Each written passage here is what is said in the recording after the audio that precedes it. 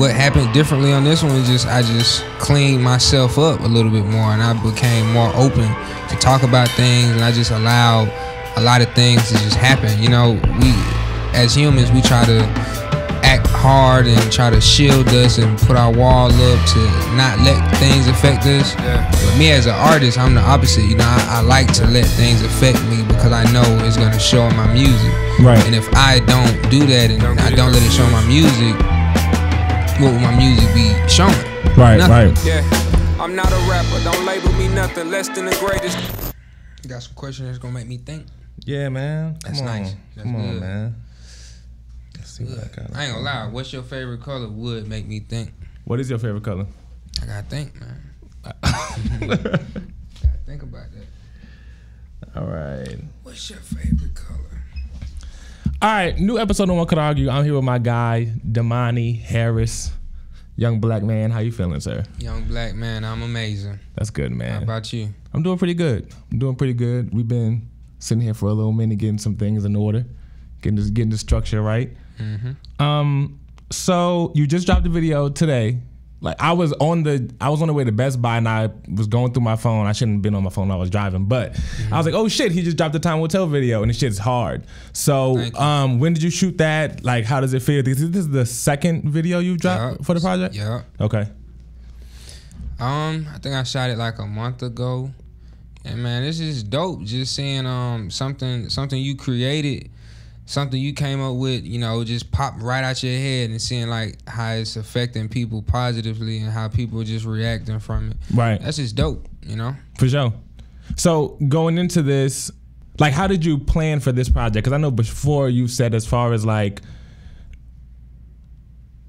getting an idea for the project, you usually do that towards the end. That's one of the last things that you do. So was this different, or did you go into like, okay, we're gonna get the songs done, then we're gonna shoot this many videos, then you know what I mean? Well, when I told you that wasn't like a rule I had. Like it's just usually it just always happens at the end, and that's how this happened too. It's just, I just had multiple different songs, and I just realized, you know, as I was trying to come up with a theme or a story I wanted to tell, you know, throughout the whole project, I realized in a lot of the songs I was just saying "Time Will Tell" in it. Just accidentally, I was just saying like at the end, "Time will tell," right. or in the, you know what I mean, just throughout the whole project. Yeah, I was like, you know, I would be dumb to ignore this. Right.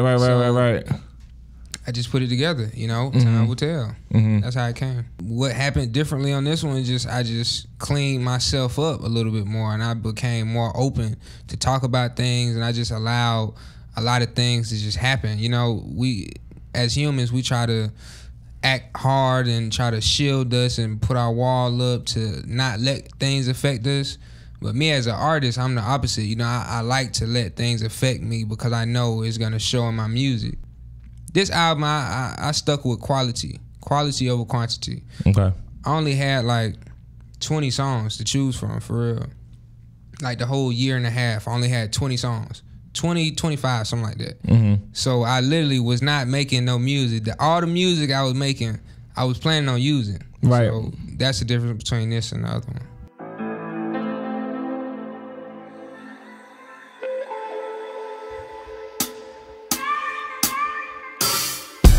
I remember you were saying how, I forget the project it was. I think it might have been Amygdala. There was a song on there that I think you did with Messiah. Yeah. And you were saying how that song pushed you. I think that was the time where you was stuck in the studio with like your mom and with Tiny and your pops, and it was just like you were like, yo, like I don't know, like I can't, you know what I mean? And you were saying how it pushed you to really just zone in and break through that like plateau. So do you think there was any songs on this project that made you break through a barrier or a wall that you were dealing with? I'm surprised you remember that. Come on, man. I like that. You know, that mean it stuck with you. For sure. No, but that's I don't really. It's songs that I feel like I still can work on now. Like, it's hard for me to just say something is done, you know. But I feel like I got my message through all of the songs. Every song I feel like I executed and said what I needed to say and what I wanted to say in every song. I just, I'm that artist. I always just feel like I can add some stuff. Right. And, that's pretty much it.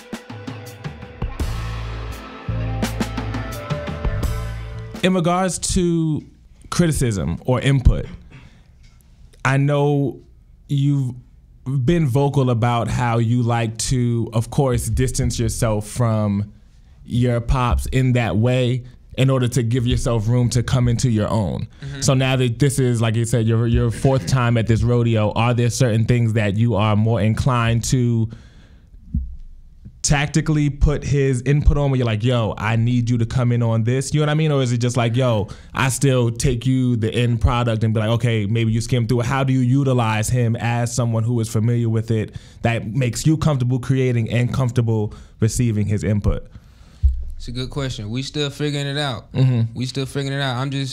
I'm that artist that I just don't really want a lot of help because I want to see what I can do. And if it don't turn out right, I still want to see myself fix it and get it together. Like I'm just a weird person. Like, I feel you. I'd rather mess up on my own because at the end of the day, all I got to do is blame myself. Yeah, I don't want to try to point the finger at you. You know what I mean? So at the end of the day, I'ma always say it was my fault because it's my music, it's my business, it's my brand. But this project he's had his hands on more than any other project. Okay. I just realized that this man is my father. It's my father, and he's an artist, and he's just like me for real. Right. He just, when he sees potential, he just wants to help.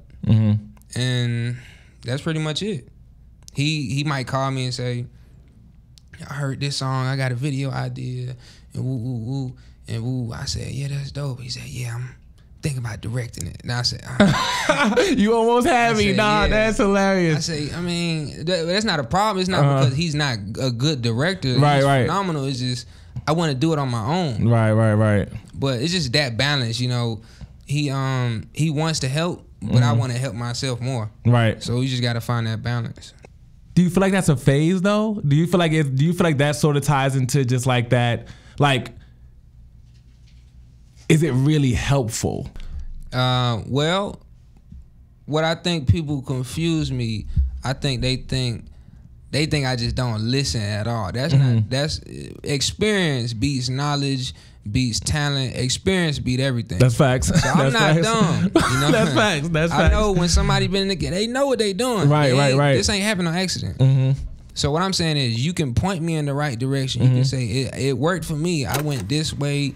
I did this. You could tell me that. But what I'm saying is, I'm going to do it myself. Right. I'm going to get out and walk. Right. I'm not finna take your car. I'm not finna use your gas. I'm finna get out and walk. Right. I'm going to try to go this way. If it don't work the way it worked for you, I'm going to create my own moving. path. Yeah. Right. That's it, though. I'm not dumb. I'm not. No, for sure. But I asked that because I don't know. It's just. It is a lot of hard-headed. People hard-headed and just want to say they did it all on their own and just want to say, I didn't need nobody. It's just about the music for me. If I need 30 people to help me on a song to create a great song, I made a great song. It's about the music. But at the end of the day, I bet on myself. So I know I can make a great song. Right. Yeah. What are some challenges that you're looking forward to coming into this next phase of your life, having graduated high school, having released this project? What are some things that you know are coming that you're looking forward to seeing how they affect you and inspire your growth? I gotta fill my own tank. I know it's gonna be hard to fill my own tank, and what I mean by that is I use a lot of people telling me no, and a lot of people saying you can't do this. That fills my tank a lot. But in a minute, they're going to say, you can do that, and you got it, and you the best. Right, facts. So I need to know how to fill my own tank. That's about it. It's just all in my head, for real. You've always said that you're interested in just humans and what they think. And I think you use like what was it? Hypnosis as like a launching pad for that and figuring that out. Come on, man. Come on, man. But I know before you was like, it wasn't really so much the hypnosis aspect of it as much as it was you just trying to get an understanding of how people function, what makes them think what they think or feel how they feel. Exactly. So have you spent more time on that and maybe figuring out more specifically what it is you're trying to learn about people? And also, have you seen any growth in that area in getting better versed with understanding people and how their minds work? That sort of hypnosis, because there's a lot of hypnosis in life. It's not just you go to sleep and stuff. It's we all hypnotized by something. Right. So, like I said, it wasn't the hypnosis that I was really fascinated about. It was about certain things that trigger people and that affect people. You know, like in hypnosis, you might say something or do something that can relax somebody even more, and I just realized like how easy it was to tamper with someone's mind.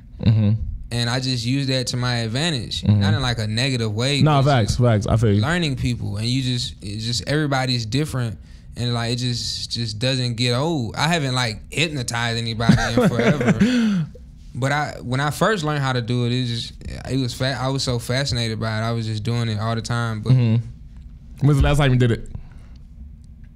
You know what? I did maybe about 2 months ago. How'd it go? It was cool. It went according to plan? Yeah, I mean, it was cool. It ain't nothing. It ain't nothing scary. I'm not controlling anybody. It's like you just gotta learn people, and that's just what I want to do. I just want to learn people, help people. Yeah. Has that made you backpedal anything about yourself as far as characteristics? I know you said you can be like an overthinker sometimes in regards of certain situations. So how's that process? What are things that you feel like it's made you target and sort of adjust, whether maybe I take 10 more seconds to think before I respond to something, or maybe I'm just make sure I don't have like a mean mug on my face before I walk into a room. You know what I mean? I do that a lot because I be forgetting like the effect that I can have on people because I'm human. Like, sometimes I be in my world, and for a person to be an influencer is what they say. You can't be in your world a lot of times. It's not a lot of me time. You got to think about everybody because everybody is looking at you. But yeah, a lot of times when I meet people, I be in my own world and I just forget to talk to people. And a lot of times I walk away, I be like, dang, I wish I would have talked to that dude a little bit more.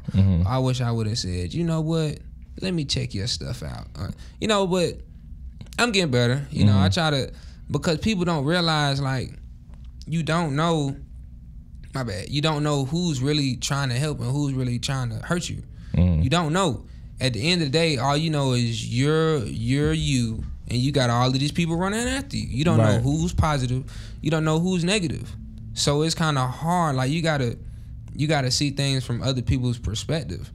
Yes, they're famous. Yes, they got money, but they human just like you. They got problems in their head. They got problems in their home.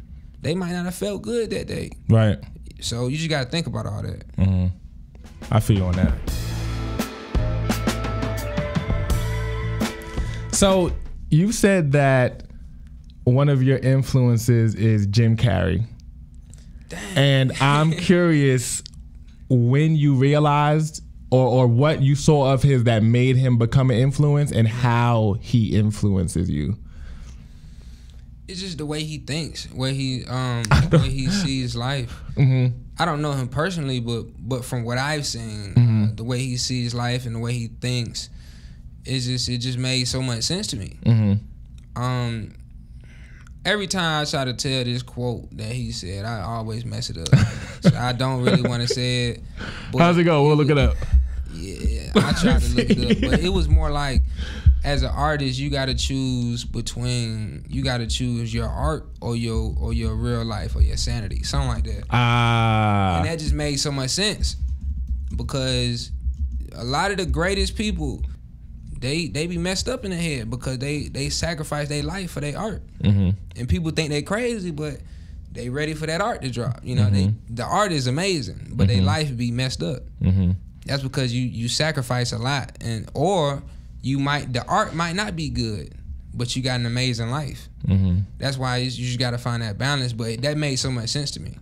Yo, you know what's so crazy about that is, one, in regards of just the way he thinks being the point of influence.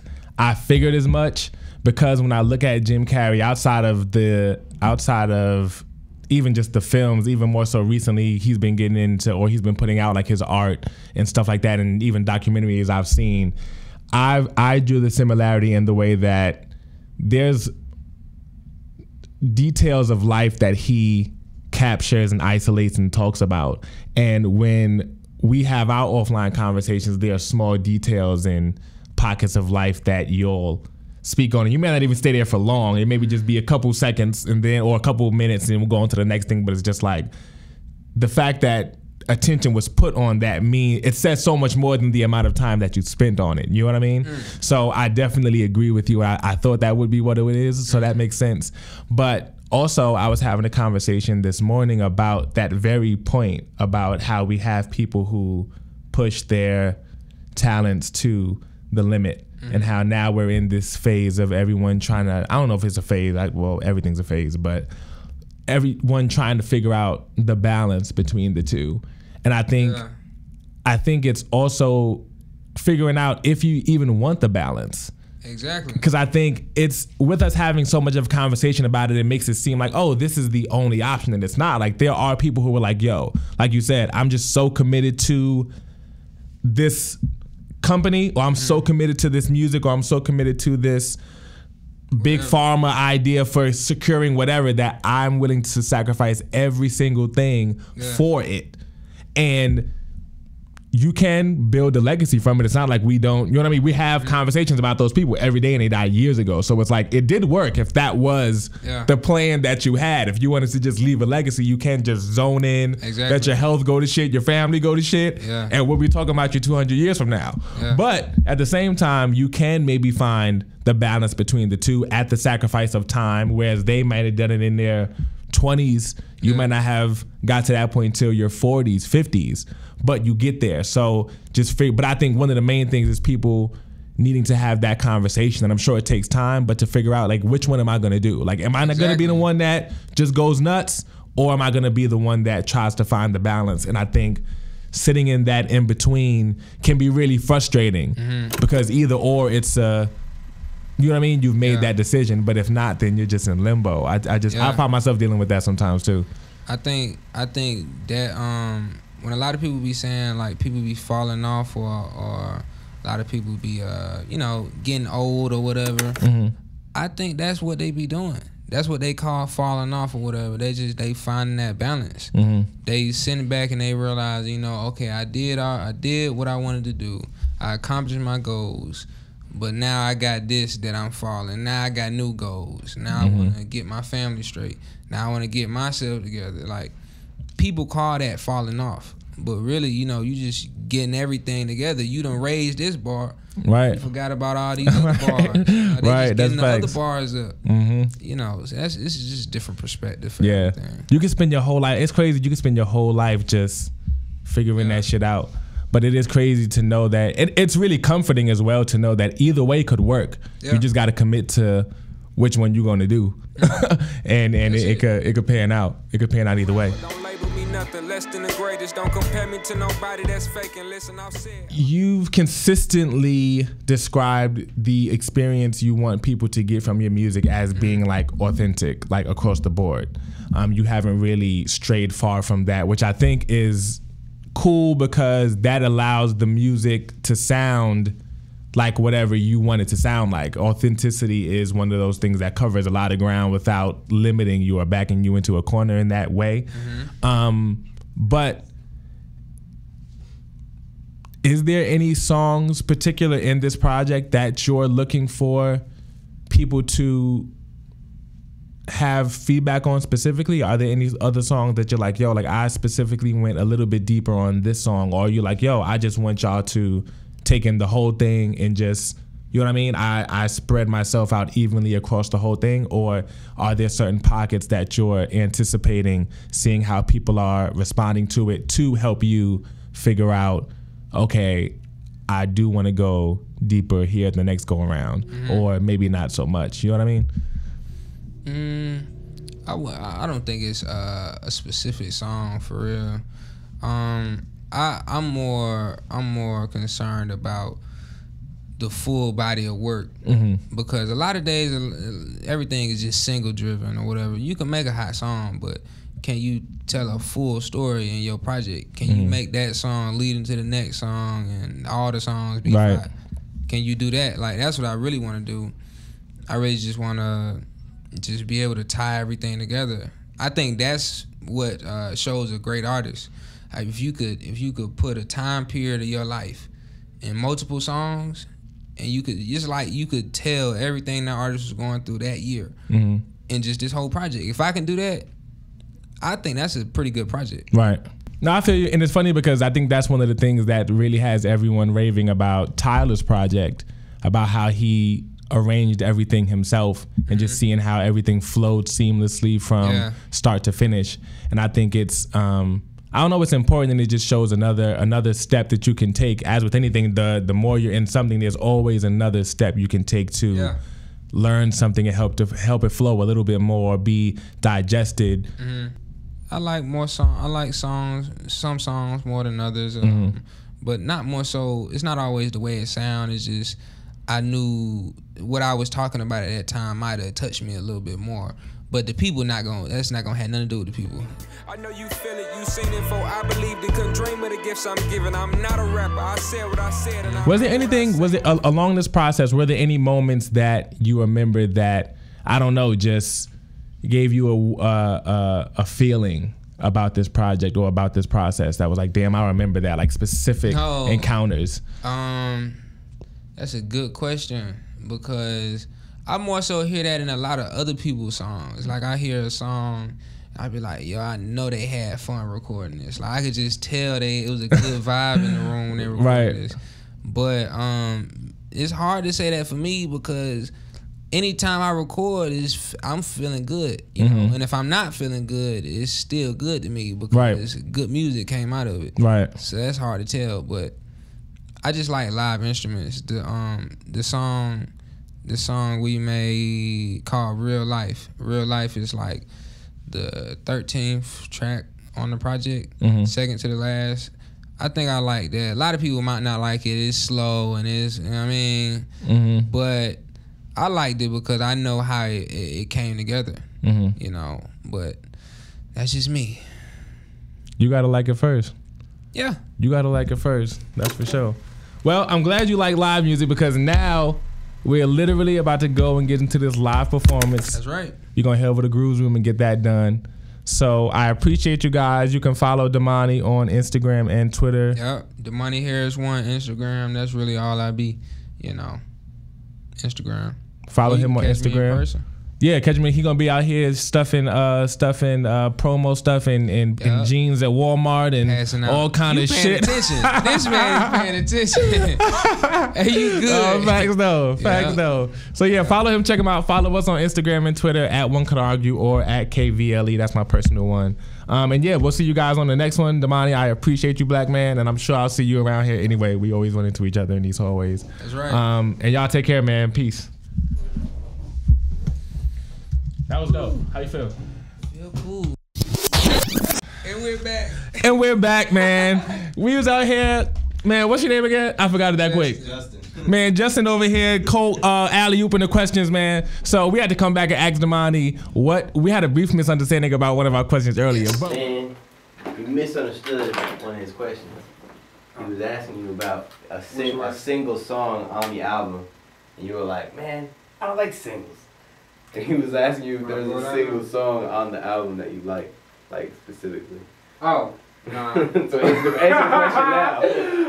But we found ourselves a new question, which is, what was your favorite song to record for the project? And you said Forever. Yes. So what's the backstory on that song? Well, Kvle had a writer's camp up here, and I snuck in. I remember you called me. You was like, "Bruh," I was trying to get in. That is hilarious. Everybody, I'm hitting up everybody, and I said, "Let me just pull up." So I just snuck in and seen what everybody was, and it was so cool. Everybody was just working. Yeah. They was just setting up wherever they could. Yep. And that was a great environment. It reminded me of my grandma's basement. And it just felt like home. And I just love that. And me stepping out of my comfort zone, and actually I just heard the beat out in the room, and I walked down. I said, "Who made this?" And then he said, "Me." I said, "Let me do something to that." That's why that was really my favorite song, because we slick, just put a mic in a closet and just recorded. Just got to it. And I was just proud of myself for just stepping out of my comfort zone and speaking my mind, because I felt like it was a lot going on. I had mixed emotions at the time, and it's just, that's why it was my favorite song. It was a lot of dope people. It was a lot of dope vibes, and I stepped out of my comfort zone, and it turned out to be great. That's dope. That's dope, man. That was really such a great experiences like that. Don't happen for decades. I feel like if you're lucky enough to end up in the middle of one of those, that's just something that you literally talking about cherishing moments. It's just like, yo, this may not happen again for a very long time. Exactly. So I think that's dope. I was up here all night, school nights and everything. That's a fact. That's a fact. Yep. That's a fact. Is there anything else that moment taught you, or that you took away from that?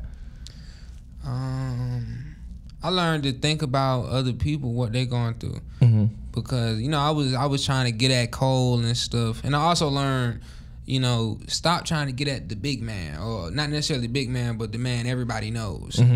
It's the people behind the scenes that's most times more important. But yeah, think about other people, because at the time I was trying to get at Kvle, let me play this music, and it's fire. And he get that all the time. So right. Wait a minute, I don't got time right now. Boom. So I just felt the way about that, because I felt like he just kept turning me down. And I put that in the song, but I played it for him, and that's why it's my favorite song, because I stepped out of my comfort zone so much, and I just I was so hungry and so aggressive, not necessarily in the song, but aggressive, like how I was moving. I was like, I'm finna talk about you in this song and play it for you, and you gonna like it. He did. That's why, it's why it's my favorite song. No, that's dope, man. And I think that's such a valuable lesson and experience, because naturally everyone thinks about that. Everyone thinks about, okay, this is my opportunity. Like Groove say all the time, like Eminem songs start playing in your ears, like one shot. You know what I mean? It's just like, oh shit, this is it. But it's just like, there's so many other people that grow and become the people that we idolize, or that we signal as that one, right? And you can easily walk into a room and forget or miss so many other opportunities by just focusing on that one. That's really a bad thing. That's a distraction. That's a distraction. That could be a good thing or a bad thing. No, that's a fact. That's a fact. You might tunnel vision, zone out everybody in the room just to look at the person that's known. But really, you don't know that everybody in the room made this person known. And you just passed up on everybody else. That's a fact. Yep. That's a fact. Damn, that's a gem, man. Shout out Justin for that alley-oop, man. Shout out Ruth for keeping rolling too. It pays to have people around you that just keep shit going no matter what, just in case. Because I swear, I'm telling you, if you have a podcast, you know that sometimes the best conversations happen before and after you press record. I don't know what it is, but it always happens that way. So if you're fortunate enough to keep your finger near the record button, press record. Press record and let shit flow. So on that note, for real this time, we about to head down to Groove's room to get this live performance going. Domani, I thank you again. And we'll see you guys on the next one. Take care. Yo, so we done made it down the Grooves Room. We in here with the homie Burn, one of the 5 Points Bakery. About to do some performances, man. Might get a song or two from Domani. Domani, what you thinking? How you feeling? I'm feeling wonderful, man. I'm ready. You ready? I'm ready. Let's get it.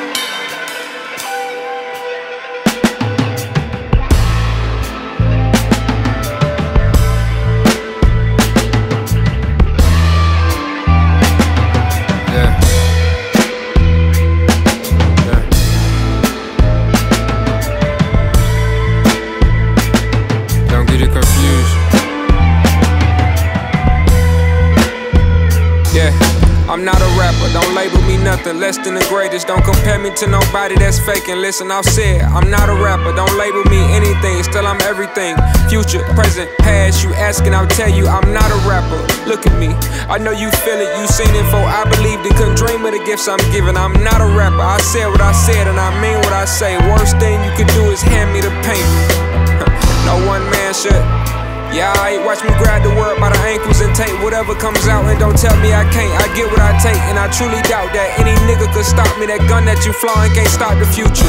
It don't matter the shooter. Listen, I can't lose this pen in the pad. It's my gift for the gab, and it's bulletproof. Niggas hula hoop and beat around the bush. I chopped the tree down just so I can see better, and saw you looking, trying to find out how I do the things I do. They say, is it really right? You know he capping like we do. And I know I just went platinum and I should be celebrating, but this nigga is a threat, so I'ma watch his every move. I cool, but I'm not a rapper. Don't label me nothing less than the greatest. Don't pair me to no niggas that's faking. Listen, I'll say it, I'm not a rapper. Don't label me anything, still I'm everything. Future, present, past. You asking, I'll tell you I'm not a rapper. Look at me, I know you feel it, you seen it. For I believed it, couldn't dream of the gifts I'm giving. I'm not a rapper, I said what I said, mean what I say. Worst thing you could do is get in my way, and I mean that. Anything I put my mind to, rhyme to, put my dirty hands on. Fuck platinum, shit is legendary. Anything I put my name on, cosign. On God, I have my grandkids, kids rich when I'm dead and buried. Anytime you niggas ever doubt me, please say it proudly. I'm the type of nigga jump off the boat, I make it without it. I don't need no label, I don't need no niggas name behind me. Damn about what you think, I know who I am, you ain't shit without me. Look at me and know that I'm everything that you dream about, ever will dream about. You knew that shit 3 years ago, back when I dropped the process and profit off it, so nobody paid attention. Nobody seen this little nigga vision, till I seen it with my eyes closed, painted a picture. I'm not a rapper, so don't call me out my name. Yeah, look, I'm not a rapper, don't label me nothing less than the greatest. Don't compare me to nobody that's faking. Listen, I've said I'm not a rapper, don't label me anything, still I'm everything. The future, the present, the past. You asking, I'll tell you I'm not a rapper. Look at me, I know you feel it, you seen it. For I believed it, couldn't dream of the gifts I'm giving. I'm not a rapper, I said what I said. Worst thing you could do is hand me the paint, and I mean that.